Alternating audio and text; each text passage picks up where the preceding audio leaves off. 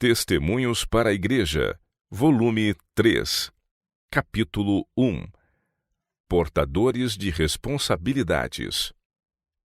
Prezados irmãos e irmãs, sinto-me compelida neste momento a cumprir um dever há muito negligenciado. Antes da enfermidade perigosa e prolongada de meu marido, ele fez durante anos mais trabalho do que 2 homens deveriam ter feito no mesmo período. Ele não encontrava tempo para aliviar-se da pressão dos cuidados e obter repouso mental e físico. Através dos testemunhos foi advertido de seu perigo. Foi-me mostrado que ele fazia demasiado trabalho mental. Vou transcrever aqui um testemunho escrito dado em 26 de agosto de 1855. Quando em Paris, Maine, foi-me mostrado que a saúde de meu marido estava em condição crítica, que sua ansiedade mental tinha sido excessiva para sua força. Quando a verdade presente foi publicada pela primeira vez, ele fez grande esforço e labutou com pouco encorajamento ou auxílio de seus irmãos. Desde o início, assumiu responsabilidades que eram excessivas para sua força física. Essas responsabilidades, se fossem igualmente partilhadas, não teriam sido tão exaustivas. Enquanto meu esposo assumia muita responsabilidade, alguns de seus irmãos no ministério não estavam dispostos a assumir nenhuma. E aqueles que evitavam trabalhos e responsabilidades não compreendiam as obrigações dele e não estavam interessados no progresso da obra e causa de Deus como deviam ter estado. Meu marido sentiu esta falta e tomou sobre os ombros os encargos que eram demasiado pesados e que quase o esmagavam. Como resultado desses esforços extras, mais pessoas serão salvas, mas tais esforços prejudicaram sua constituição física e o privaram de energia. Tem-me sido mostrado que ele deve em grande medida pôr de lado sua ansiedade. Deus deseja que ele seja aliviado desse trabalho exaustivo e que ele gaste mais tempo no estudo das Escrituras e na companhia dos filhos, procurando desenvolver-lhes a mente. Vi que não é nosso dever nos afligir com provações individuais. Tal esforço mental suportado pelas faltas de outros deve ser evitado.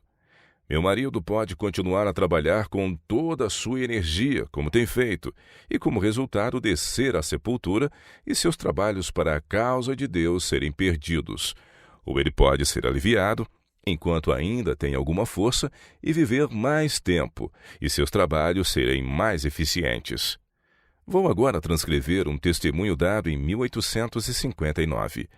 Em minha última visão, foi-me mostrado que o Senhor desejava que meu marido se entregasse mais ao estudo das Escrituras, para que ele fosse qualificado a trabalhar mais eficientemente na palavra e doutrina, tanto no falar como no escrever. Vi que no passado tínhamos esgotado nossas energias por causa de muita ansiedade e cuidado para conduzir a igreja a uma posição correta. Esse trabalho cansativo em vários lugares, assumindo as responsabilidades da igreja, não é exigido, porque a igreja devia assumir os próprios encargos. Nosso trabalho é instruí-los na palavra de Deus, insistir com eles sobre a necessidade de religião prática e definir tão claramente quanto possível a posição correta com respeito à verdade. Deus deseja que ergamos nossa voz na grande congregação sobre pontos da verdade presente que são de importância vital. Estes devem ser apresentados com clareza e decisão, e devem também ser postos por escrito, para que os mensageiros silenciosos os levem ao povo por toda parte. Uma consagração mais completa ao trabalho essencial é requerida de nossa parte. Devemos ser sinceros para viver à luz do semblante de Deus.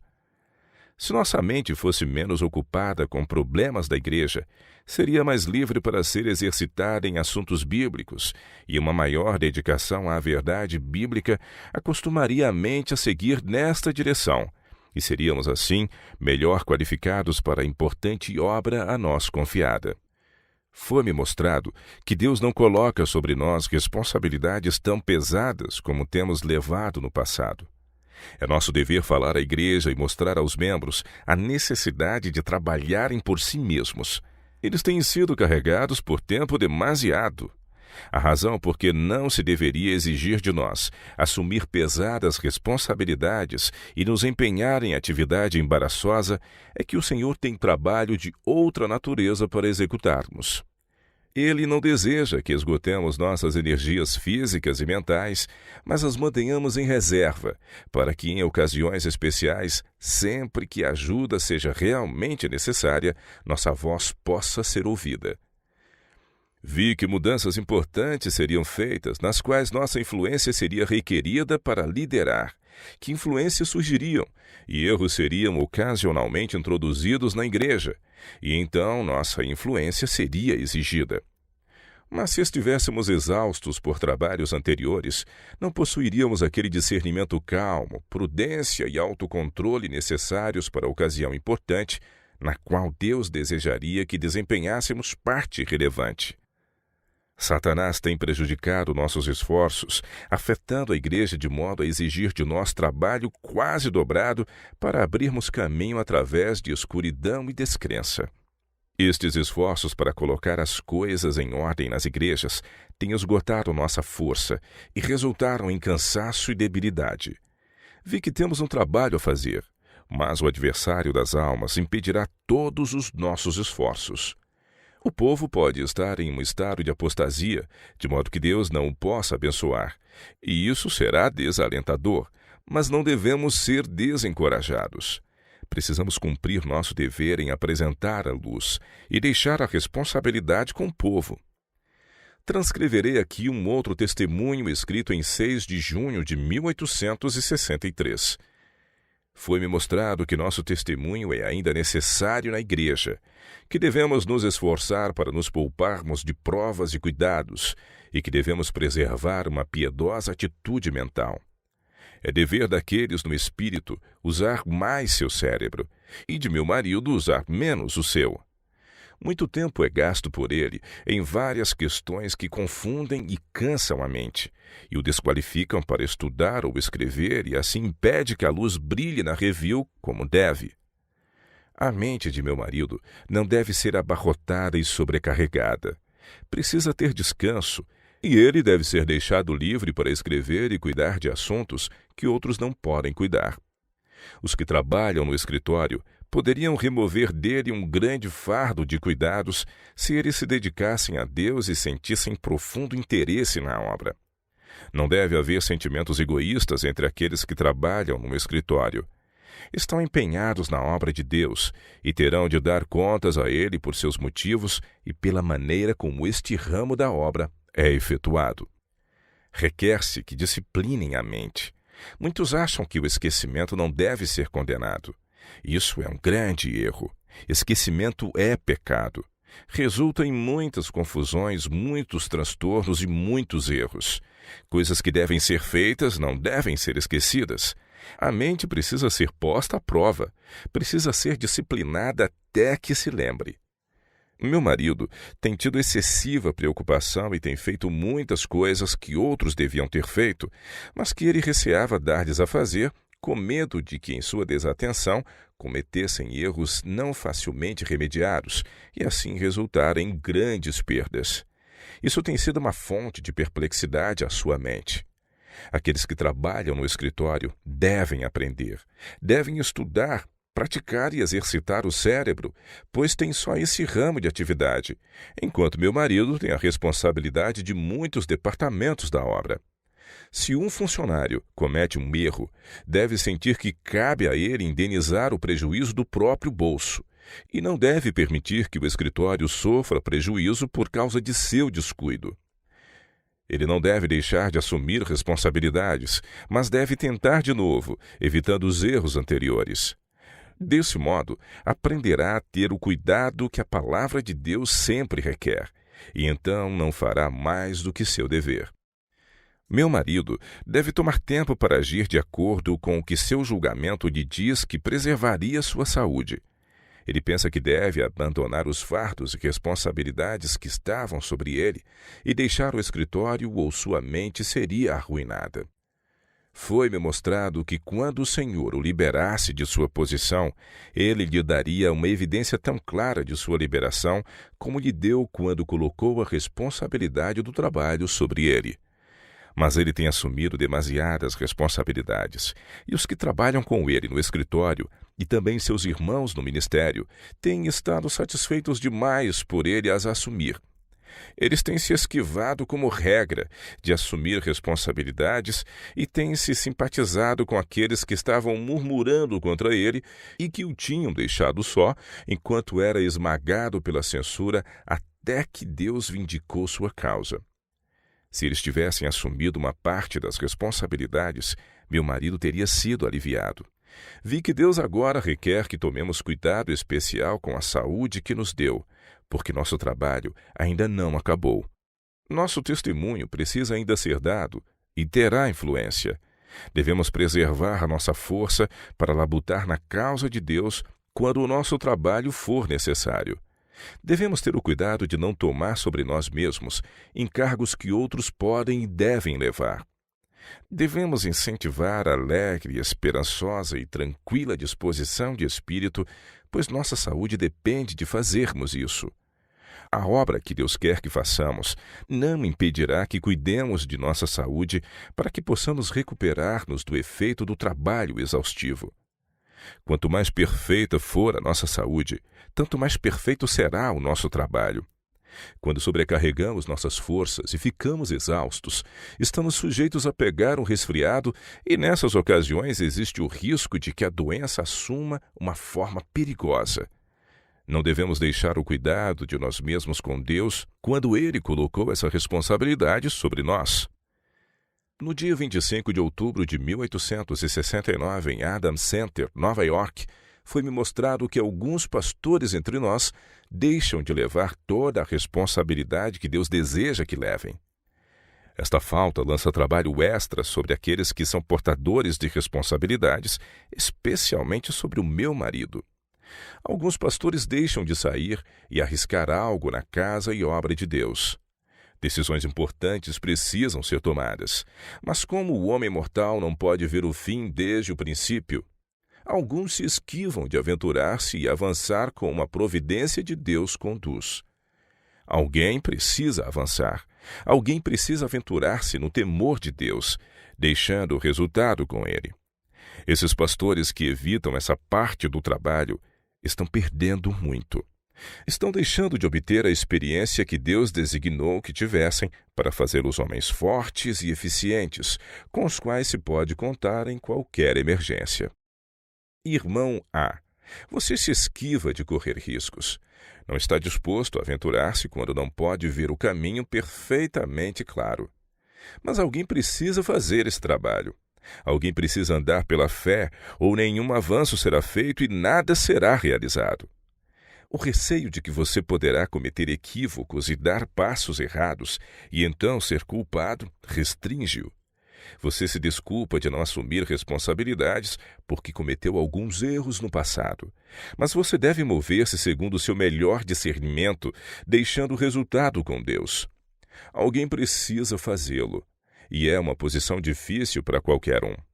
Uma pessoa não deve levar toda essa responsabilidade sozinha, mas com muita reflexão e fervorosa oração, ela deve ser uniformemente partilhada. Durante a enfermidade de meu marido, o Senhor testou e provou o seu povo, para revelar o que estava no coração deles, e assim fazendo mostrou-lhes o que estava oculto neles mesmos, que não era de acordo com o Espírito de Deus. As circunstâncias difíceis sobre as quais fomos colocados revelou acerca de nossos irmãos aquilo que de outro modo nunca teria sido revelado. O Senhor provou a seu povo que a sabedoria do homem é loucura e que, a menos que possuam firme apoio e confiança em Deus, seus planos e projetos se provarão um fracasso. Devemos aprender de todas essas coisas. Se erros são cometidos, eles devem ensinar e instruir, mas não levar a esquivar-se de encargos e responsabilidades. onde muito está em jogo e onde questões de consequência vital devem ser consideradas e importantes problemas resolvidos, os servos de Deus devem assumir responsabilidade individual. Não podem depor o fardo e ainda fazer a vontade de Deus. Alguns pastores são deficientes nas qualificações necessárias para a edificação das igrejas e não estão dispostos a gastar-se na causa de Deus. Não têm a disposição de dar-se inteiramente ao trabalho, com seu interesse indivisível, seu zelo inquebrantável, sua paciência e perseverança incansáveis. Com estas qualificações em exercício ativo, as igrejas seriam mantidas em ordem e os trabalhos de meu marido não seriam tão pesados. Nem todos os pastores têm sempre em mente que o trabalho de todos deve sofrer a inspeção do juízo e que cada um será galardoado segundo as suas obras. Apocalipse 22, 12. Irmão A, você tem uma responsabilidade a desempenhar em relação ao Instituto de Saúde. Você deve ponderar, deve refletir.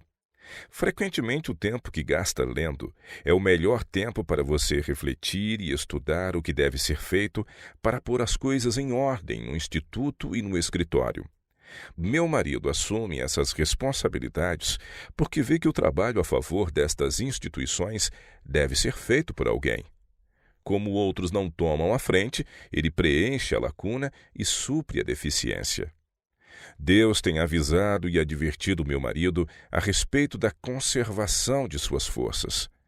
Foi-me mostrado que ele foi restaurado pelo Senhor e que vive como um milagre da graça, não a fim de assumir de novo os fardos sobre os quais já caiu uma vez, mas para que o povo de Deus seja beneficiado por sua experiência em fazer avançar os interesses gerais da causa e em conexão com o trabalho que o Senhor me deu e a responsabilidade que Ele colocou sobre mim.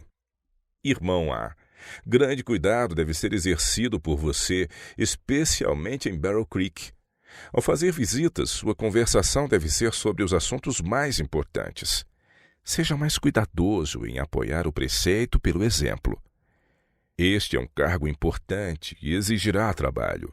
Enquanto estiver aqui, você deve tomar tempo para pensar nas muitas coisas que precisam ser feitas e que requerem reflexão solene, atenção cuidadosa e oração sincera e fiel. Você deve ter tanto interesse nas coisas relacionadas com a causa, ao trabalhar no Instituto de Saúde e no escritório de publicações, como meu marido tem. Deve sentir que o trabalho é seu. Você não pode fazer o trabalho para o qual Deus habilitou de modo especial meu marido, nem ele pode fazer o trabalho para o qual, de modo especial, Deus capacitou você a fazer. Mas ambos, unidos em trabalho harmonioso, você em seu escritório e meu marido no dele, podem realizar muito. A obra na qual temos um interesse comum é grande, e obreiros eficientes, dispostos, responsáveis, são verdadeiramente poucos. Deus lhe dará forças, meu irmão, se você avançar e servi-lo.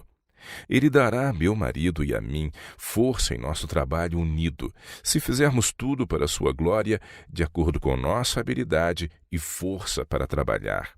Você deve ser colocado onde teria a oportunidade mais favorável de exercer seu dom segundo a habilidade que Deus lhe deu. Você deve apoiar-se inteiramente em Deus e dar-lhe a oportunidade de ensiná-lo, conduzi-lo e impressioná-lo. Você sente um profundo interesse na obra e causa de Deus e deve esperar dele luz e orientação. Ele lhe dará luz. Mas, como embaixador de Cristo, espera-se que você seja fiel, que corrija o mal com mansidão e amor, e seus esforços não serão em vão. Desde que meu marido se recuperou de sua fraqueza, temos trabalhado diligentemente. Não procuramos nossa comodidade ou prazer. Temos viajado e trabalhado em reuniões campais e sobrecarregado nossas forças, de modo que isso acarretou-nos debilidade, sem as vantagens de descanso. Durante o ano de 1870, assistimos a 12 reuniões campais. Em várias destas reuniões, a responsabilidade do trabalho recaiu quase inteiramente sobre nós. Viajamos de Minnesota ao Maine e então a Missouri e Kansas. Meu marido e eu trabalhamos para aperfeiçoar a Health Reformer e fazer dela uma revista interessante e proveitosa, que fosse apreciada não só por nosso povo, mas por todas as classes. Essa foi uma carga pesada para ele. Fez também melhorias importantes nas revistas Review e Instructor. Ele realizou o trabalho que devia ter sido partilhado por 3 homens. E enquanto todo esse trabalho recaiu sobre ele no ramo de publicações da obra, o Departamento de Negócios do Instituto de Saúde e na Sociedade de Publicações exigia o trabalho de 2 homens para livrá-los de embaraço financeiro. Homens infiéis a quem foram confiados trabalhos no escritório e no instituto tinham, por causa de egoísmo e falta de consagração, deixado as coisas na pior condição possível. Havia negócios não resolvidos que precisavam de atenção. Meu marido preencheu a lacuna e trabalhou com toda a sua energia.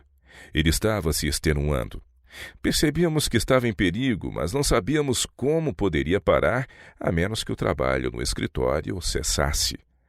Quase cada dia surgia uma nova perplexidade, uma nova dificuldade causada pela infidelidade das pessoas que tinham tomado conta do trabalho. Seu cérebro foi sobrecarregado ao máximo. Mas as piores perplexidades estão agora no passado, e o trabalho avança de modo próspero. Na Associação Geral, meu marido insistiu para ser liberado dos encargos postos sobre ele, mas, não obstante sua insistência, a responsabilidade de editar as revistas Review e Reformer foi colocada sobre ele, com o encorajamento de que pessoas que assumissem fardos e responsabilidades seriam estimuladas a se estabelecer em Battle Creek.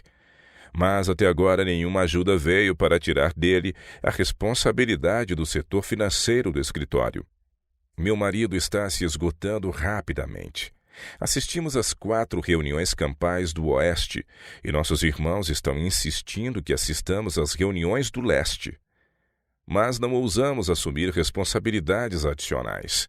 Quando voltamos do trabalho das campais do Oeste, em julho de 1871, encontramos inúmeros trabalhos que haviam se acumulado na ausência de meu marido. Ainda não tivemos oportunidade de descanso. Meu marido precisa ser aliviado das responsabilidades que sobre ele pesam. Há muitos que usam o cérebro dele em vez de usarem o próprio. À vista da luz que Deus se agradou em nos dar, insistimos com vocês, meus irmãos, a liberar meu marido. Não estou disposta a arriscar as consequências de meu marido continuar trabalhando como tem feito. Ele os serviu fiel e desinteressadamente durante anos e finalmente caiu sob o peso dos encargos colocados sobre ele. Então, meus irmãos, em quem ele confiara, abandonaram-no. Eles o deixaram cair em minhas mãos e o desampararam. Por quase 2 anos fui sua enfermeira, sua assistente e sua médica. Não quero passar pela experiência uma segunda vez. Irmãos, vão vocês levantar nossos fardos e permitir que preservemos nossas forças como Deus gostaria, para que a causa como um todo possa ser beneficiada pelos esforços que poderemos fazer com a força que Ele nos dá? Ou nos permitirão ficar debilitados de modo a nos tornarmos inúteis para a causa? O trecho anterior deste apelo foi lido na reunião campal de New Hampshire em agosto de 1871. Quando voltamos de Kansas, no outono de 1870, o irmão B estava em casa com febre. A irmã Van Horn, ao mesmo tempo, estava ausente do escritório em consequência da febre que lhe sobreveio pela morte súbita de sua mãe. O irmão Smith estava também ausente do escritório em Rochester, Nova York, recuperando-se de uma febre. Havia grande quantidade de trabalho inacabado no escritório. Contudo, o irmão B deixou seu posto para satisfazer o próprio prazer. Esse fato, em sua experiência, é uma amostra do homem que ele é. Deveres sagrados pouco lhe importam. Prosseguir em tal conduta foi uma grande violação da confiança que sobre ele repousava. Que contraste marcante com isso é a vida de Cristo, nosso modelo. Ele era o Filho de Jeová e o autor de nossa salvação. Trabalhou e sofreu por nós. Negou a si mesmo, e sua vida inteira foi uma cena contínua de labuta e privação. Houvesse ele preferido proceder assim, poderia ter passado seus dias em um mundo de sua criação, em comodidade e fartura, e reivindicado todos os prazeres e alegrias que o mundo lhe podia dar. Ele, porém, não considerou suas próprias conveniências. Viveu não para agradar a si mesmo, mas para fazer o bem e prodigalizar suas bênçãos aos outros. O irmão B estava com febre. Seu caso era crítico. Para fazer justiça à causa de Deus, sinto-me compelida a afirmar que sua doença não era o resultado de dedicação incansável aos interesses do escritório. Contágio imprudente numa viagem a Chicago para divertimento foi a causa de sua enfermidade longa e enfadonha. Deus não o protegeu ao deixar o trabalho, quando tantos que ocupavam posições importantes no escritório estavam ausentes. Exatamente quando ele não devia faltar sequer por 1 hora, deixou seu posto de dever e Deus não o protegeu. Não houve para nós período de descanso, por muito que disso necessitássemos. Deviam ser editadas as revistas Review, Reformer e Instructor. Muitas cartas tinham sido postas de lado até voltarmos para examiná-las. As coisas estavam em um estado lastimável no escritório. Tudo precisava ser posto em ordem. Meu marido começou o seu trabalho e eu o ajudei tanto quanto podia, mas isso foi pouco. Ele trabalhou incessantemente para acertar questões complicadas de negócio e melhorar a condição de nossos periódicos. Ele não podia depender do auxílio de nenhum de seus irmãos no ministério. Sua cabeça, coração e mãos estavam repletos. Ele não foi animado pelos irmãos A e C, quando sabiam que ele respondia sozinho pelas responsabilidades em Battle Creek. Eles não lhe apoiaram as mãos. Escreveram de modo muito desanimador sobre a saúde precária deles e que estavam tão exaustos que não se podia contar com eles para efetuar qualquer trabalho. Meu marido viu que não se podia esperar nada naquele sentido. Não obstante seu trabalho duplo através do verão, ele não podia repousar. E, sem considerar sua debilidade, ele se aplicou a fazer a obra que outros haviam negligenciado. A revista Reformer estava praticamente morta. O irmão B insistira nos pontos de vista extremos do Dr. Troll.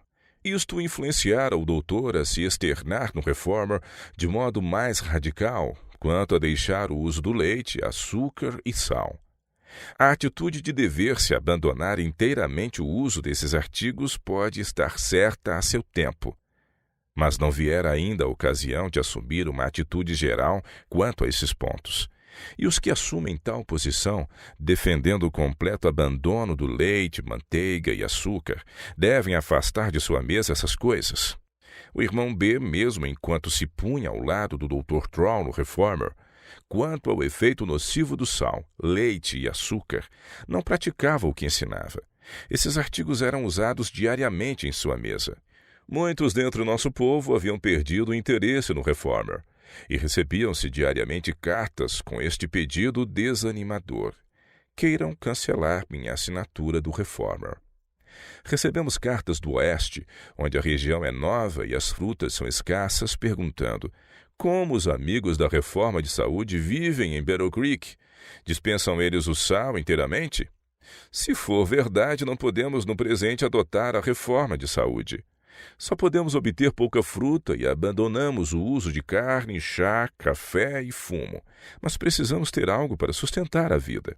Tínhamos passado algum tempo no Oeste e sabíamos da escassez de fruta e simpatizávamos com nossos irmãos que estavam conscienciosamente procurando estar em harmonia com a corporação de adventistas guardadores do sábado. Eles estavam ficando desanimados e alguns estavam abandonando a reforma de saúde, receando que em Battle Creek eles eram radicais e fanáticos. Em nenhum lugar do Oeste pudemos despertar o interesse no sentido de obter assinaturas do Health Reformer. Vimos que os colaboradores do Reformer se afastavam do povo, deixando-o para trás. Se adotamos opiniões que os cristãos conscienciosos, que são de fato reformadores, não podem adotar, como esperar beneficiar a classe de pessoas que só podemos alcançar na área da saúde? Não devemos ir mais depressa do que nos possam acompanhar aqueles cuja consciência e intelecto estão convencidos das verdades que defendemos. Devemos ir ao encontro do povo onde ele se acha. Alguns dentre nós levaram muitos anos para chegar à posição em que se encontram agora na questão da reforma de saúde. É obra lenta efetuar uma reforma no regime alimentar. Temos de enfrentar fortes desejos, pois o mundo é dado à glutonaria. Se concedêssemos ao povo tanto tempo quanto nós levamos para chegar ao atual estado avançado na reforma, seríamos muito pacientes com eles e permitiríamos que avançassem passo a passo, como fizemos nós, até que seus pés estivessem firmemente estabelecidos na plataforma da reforma de saúde. Devemos, porém, ser muito cautelosos para não avançar muito depressa, para que não sejamos obrigados a voltar atrás. Em matéria de reformas, é melhor ficar um passo aquém da meta do que avançar um passo além. E se houver algum erro, seja do lado mais favorável ao povo.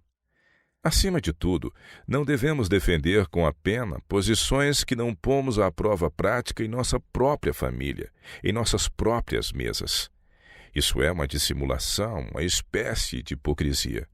No Michigan podemos passar melhor sem sal, açúcar e leite do que muitos que moram no extremo oeste ou no extremo leste dos Estados Unidos, onde há escassez de frutas. Mas há muito poucas famílias em Battle Creek que não põem esses artigos sobre suas mesas. Sabemos que o livre uso desses artigos é positivamente nocivo à saúde, e em muitos casos pensamos que se não fossem usados absolutamente, desfrutar-se-ia muito melhor estado de saúde. Mas no presente, nossa preocupação não é em relação a essas coisas. O povo está tão atrasado que vemos que tudo o que pode suportar agora é que o esclareçamos quanto às condescendências nocivas e os estimulantes narcóticos.